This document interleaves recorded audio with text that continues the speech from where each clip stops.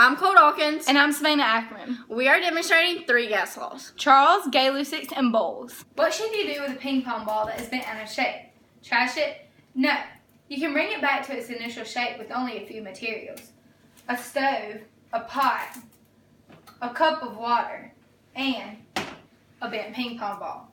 You start by placing the water into the bowl and letting it come to a rapid boil. Once the water is at its rapid boil, you place the ping pong ball into the water and wait for it to form its natural shape again.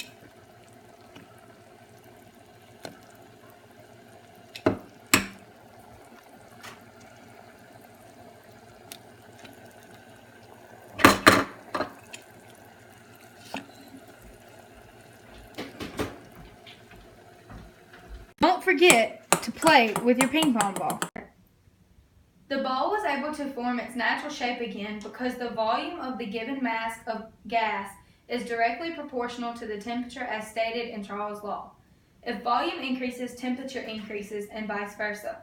Charles' law can be mathematically represented with the equation VI over TI equals VF over TF.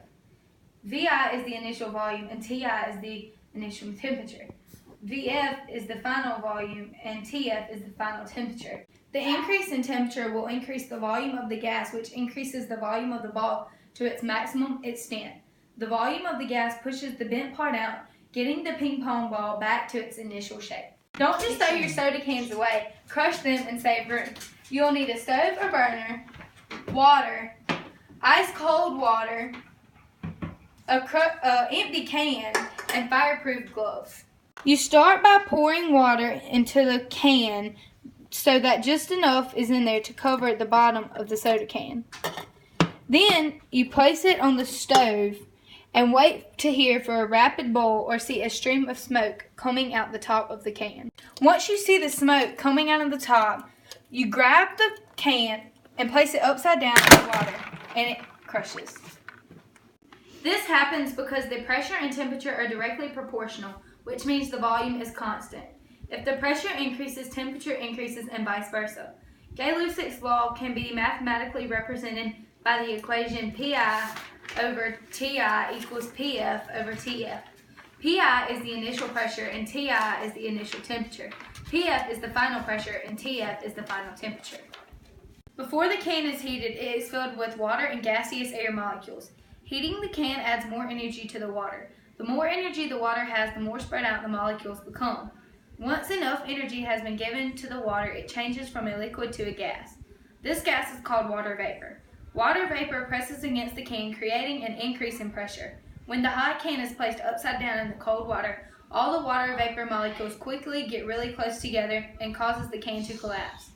Who doesn't want to watch a balloon grow in a cool experimental way? You need a few materials first. A large syringe and a small balloon. You place the small balloon into the syringe and press on the piston. The balloon doesn't compress when the piston is pulled, as the air escapes from the front, keeping the pressure the same. This shows that the balloon stays the same size. Then cover the end of the syringe with your finger and watch the balloon grow. The balloon compresses when the piston is pulled and the opening in the front is blocked, increasing the amount of pressure. Watch the balloon grow. The balloon remains the same size when the pressure decreases and the volume increases. However, when the pressure increases, the volume decreases. There is an inversely proportional relationship between the pressure and the volume of a gas.